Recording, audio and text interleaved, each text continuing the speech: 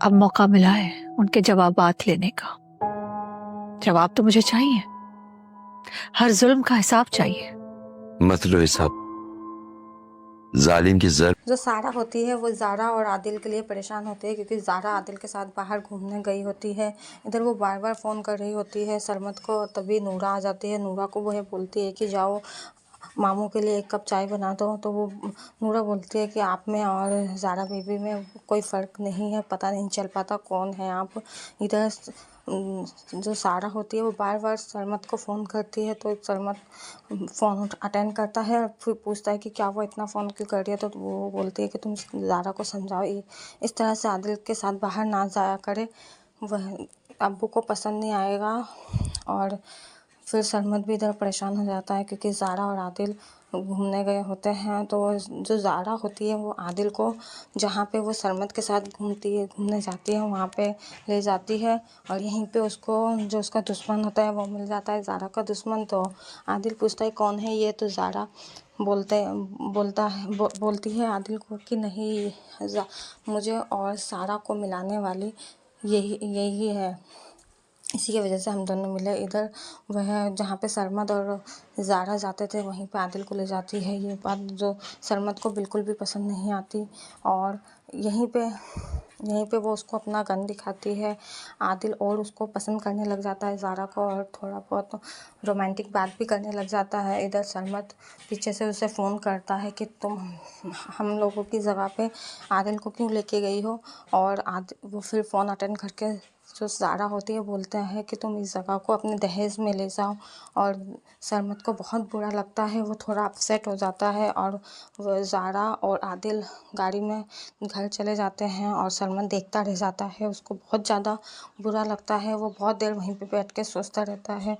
फिर जब ज़ारा घर पर पहुंचती है तो उसकी अम्मी जान पूछते तुम कहाँ गई थी, तो वो बोलते हैं आदिल के पास कपड़े नहीं थे, तो मैं उसको मार्केट ले गई थी और आसपास कराची घुमा रही थी, हैदराबाद घुमा रही थी। तो फिर इधर वो जो सरमत होता है उसको बहुत ज़्यादा बुरा लगता है। और यहाँ पे जो मुनव्वर होता है वो जो रक्षी को चीट कर रहा होता है, उसको जो रक्षी के जो मामू होते हैं वो मुनव्वर को एक लड़की के साथ देख लेते हैं, और वो सोच में पड़ जाते हैं कि मुनव्वर कौन सी लड़की के साथ है, और बहुत ज़्यादा वो सोचने लग जाते हैं। इधर सरमत घर जाकर अपनी फूफी को बोलता है कि तो क्या आप मेरी फूफी बन के मुझसे बात कर सकते हैं, क्या आप ज़ारा के अब्बा से मेरे लिए बात कर सकते हैं। इधर जो उसके अब्बा होते हैं, इधर ज़ारा के पापा कुछ काम कर रहे होते हैं, तभी उसकी अम्मी सौतेली अम्मी आके बोलती है कि आदिल को इस तरह सारा के साथ नहीं भेजना चाहिए था। और इधर ये जो ज़ारा होती है वो भी अपने माँ अब्बा के लिए बहुत ज़्यादा परेशान हो रही होती है। तभी सरमत आता है और पूछता है क्या हुआ, तो बोलता है कि नहीं कुछ नहीं हुआ सर। ज़ारा बोलती है, तभी वो बोलता है तुम अपने माँ बाबा के लिए परेशान हो। वो बोलता है तुम्हें कैसे पता मैं इसीलिए परेशान हूँ। तो ज़ारा बोलती है कि मेरे माँ तो जैसे तैसे हैंडल कर ले, पर अब्बा कैसे हैंडल करेंगे इस बात को कि उनकी 2 बेटी हैं। यहीं पे आदिल बैठा रहता है, और तभी सारा आती है और उसको आदिल को चाय देती है। तभी जो आदिल होता है वो बोलता है कि क्या हम ऐसे ही ज़िंदगी भर चाय पी सकते हैं। तभी ज़ारा बोलती है कि मैं तो तुम्हारे छोटे से ही ये ख्वाब था मेरा तुम्हारे साथ रहने का। इधर जो होती है फ़रत वो बहुत ज़्यादा परेशान होती है, क्योंकि आदिल सारा के साथ रहता है। तो वो आदिल को फ़ोन करके बोलते हैं तुम वापस घर आओ। तो बोलते हैं जब सारा आएगी तब मैं आ जाऊँगा, मैंने मामू से बात कर लिया है। तभी वो पूछता है कि माँ क्या तुमने कुछ ऐसा किया है जिसकी वजह से किसकी ज़िंदगी बर्बाद हुई है। तभी वो सोच में पड़ जाती है फ़रत कि क्या कह रहा है, और बोलता है नहीं मैंने कुछ ऐसा वैसा नहीं किया है।